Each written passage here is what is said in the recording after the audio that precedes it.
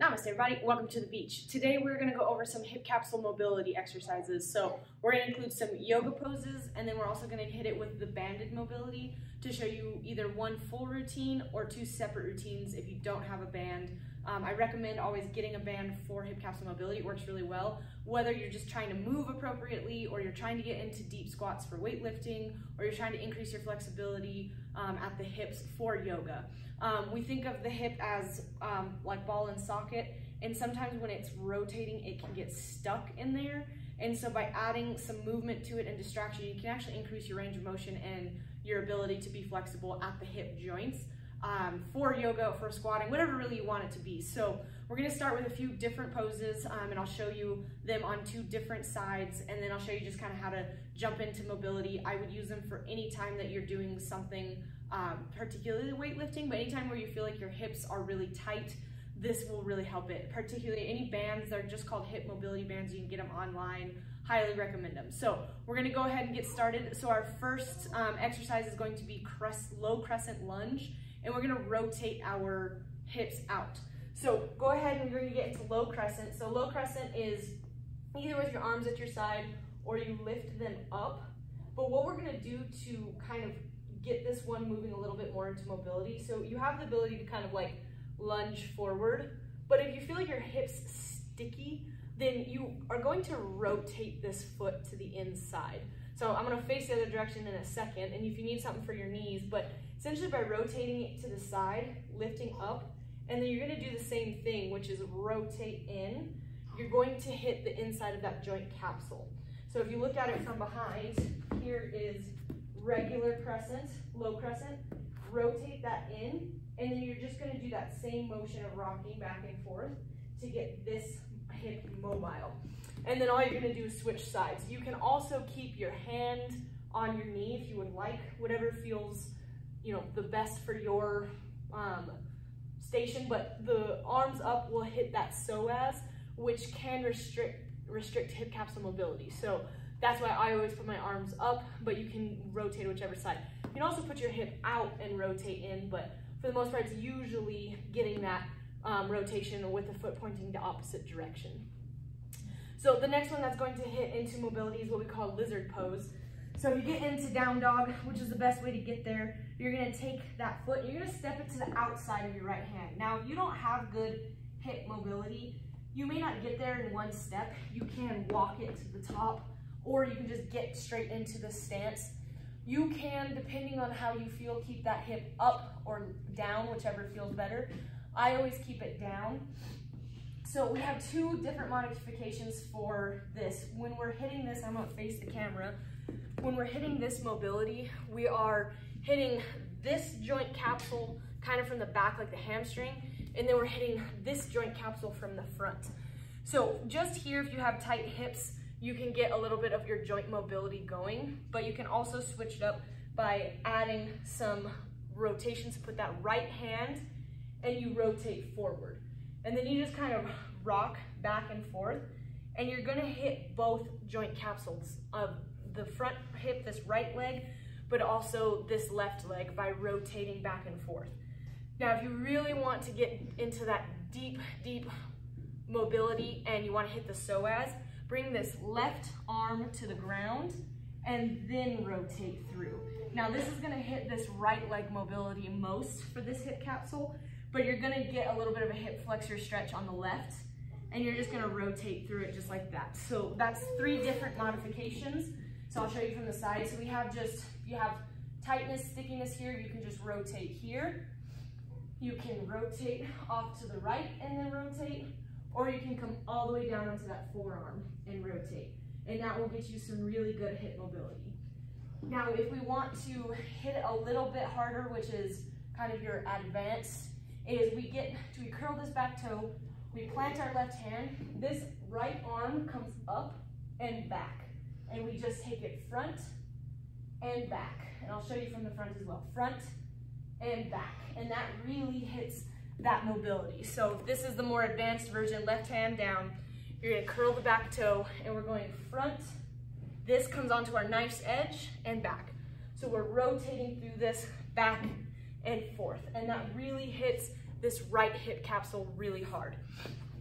So that's lizard lunge, which is lizard pose, lizard lunge, which is a huge yoga pose. And then we're going to, so we can come back into down dog, and then we're gonna hit pigeon pose, and I'll show you from both directions.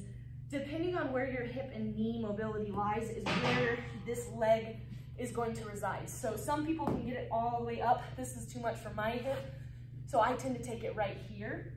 And then we have our 3 different modes of advancement. We have our kind of basic, and you're just rotating back and forth.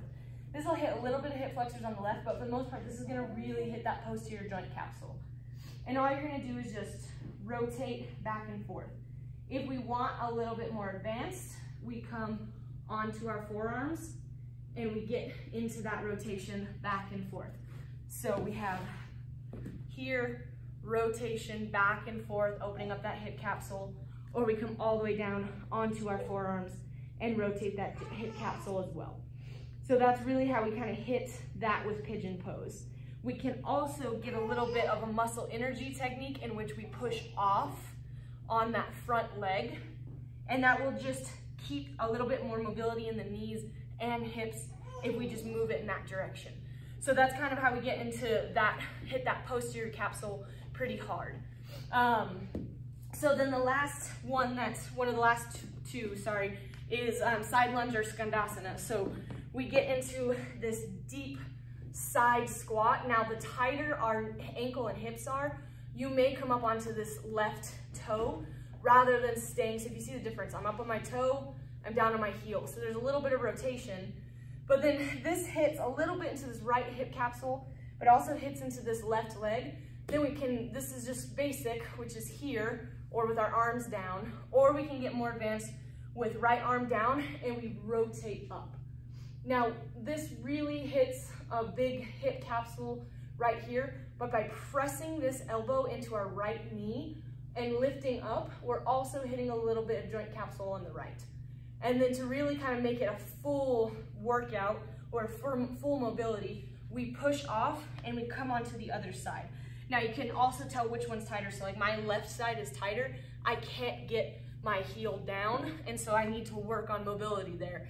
But essentially we're coming into this one, that we can stay here, we can come up, or we can place that hand down and come all the way up and just kind of push that elbow in and get that last bit of mobility there. Perfect. So then the last one, especially if you're going to be squatting, is to actually get into a squat. Now, if you can't get into a full depth squat, you can use like yoga blocks or something to cushion your butt. But essentially we're getting into a deep, what we call a yogi squat. Our toes are pointed out and we are pressing our elbows into our knees. Now we just stay here because this is a depth squat and you don't need blocks underneath you, then you can stay here. You can rotate yourself side to side, or you can even get more advanced and lift each direction. And really your elbow is pressing into this knee and you're lifting up. Perfect. And then we rise up out of it. And that's a different mobility. So I'm gonna go through it as if it was flawless with no direction, so you can kind of see how that hip mobility routine works. So we'll start in down dog. We'll step our right foot forward, low crescent lunge. We first lift our arms up, twist that knee in. We hit each direction, and then we can come back into down dog. We step that right foot to the outside for lizard lunge, and then you can either stay here, you can get rotation, or you can get a full-on rotation to the back. Perfect. And then we get back into down dog. From here we go to pigeon pose. So we rotate front to back, side to side. We can come onto our forearms, front to back, side to side. Or we can even get a little bit of muscle energy technique in which we push off and come down. Push off and come down, strengthening the muscles and opening the hip capsule. Perfect. And then we're back into down dog. We step forward, we rotate, we come into side lunge or skandasana, lift up for a full. We come over to the other side, up for a full, and then we can just place our feet together, come into yogi squat, and we can either stay here, we can rotate side to side, or we can get the full rotation here, trying to stay on our heels the whole time, and we lift out of it. So that's the poses for squat mobility, or just hip mobility in general. And then we can hit into the bands. So when you have a band, you're gonna attach it to something so it doesn't come back and snap you, because that would not be fun.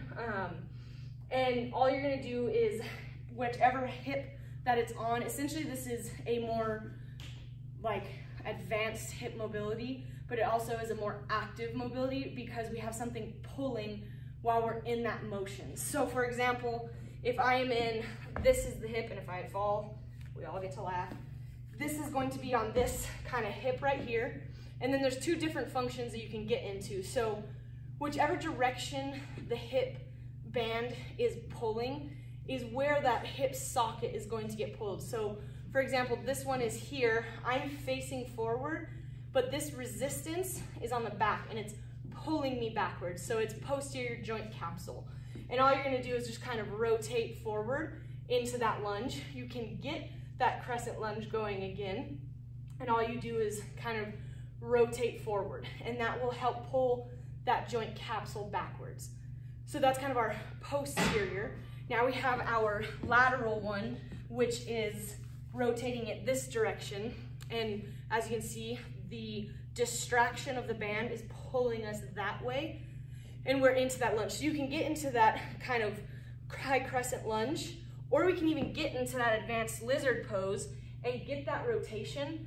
And then the more resistance that you have, it's gonna pull your hip the one direction. So you can kind of rotate back and forth and get that full motion going with the poses we've already done.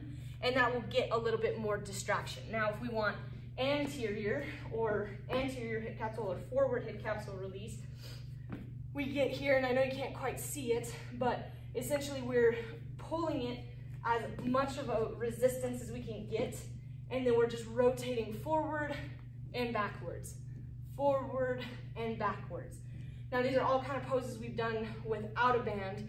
Now we're just adding that external force to pull that hip capsule to break up any capsule adhesions.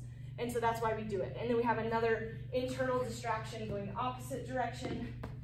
And same idea, it's pulling it now to the inside, and we're just rotating back and forth. Now you can get this switched up by making this the foot that's forward, and then you do that same routine, but now it's pulling from the hip capsule in a different direction. So we go this direction, we can even get a little bit back, and it's distracting it out, it's pulling that hip capsule out while I'm rotating in like this. And so that helps to get a big amount of joint capsule breakup and mobility when we're going. And then we just keep moving to our different locations. We pull forward, so now this is posterior distraction, but now this leg is forward. And then we get into the other one, which is a little harder just because of the way the band pulls, but you can get it pulled that direction. That one's not much of my favorite one. And then we can of course face and get a posterior distraction. So that's the banded hip mobility routine. My recommendation is to start without the bands of the mobility routine without that we began with at the beginning, and then we jump into the mobility with the band and see which one you like better, or see if you can throw them all together. This is pretty much my normal routine when I'm running, when I'm doing any weights, or if I'm feeling like my hips are just really sticky for that day. And we all tend to have, especially if I'm sitting in the office all week, my hips tend to get really, really tight and uncomfortable. So I tend to go through this routine, and afterwards my low back feels better, my hip feels better, but there's a huge relationship between the hip and the back. So if you have back pain, also do hip mobility. If you have hip mobility, do back exercises and back mobility, but you can get a lot of different results from that.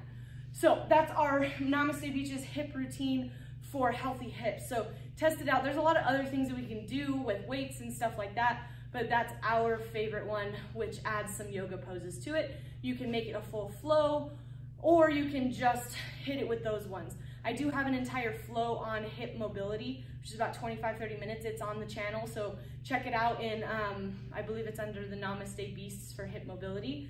But check that out and see what you see what you like. And otherwise, we'll see you back here either in the weight room or on the mat for our next routine. Thanks, guys, and remember, namaste, beach.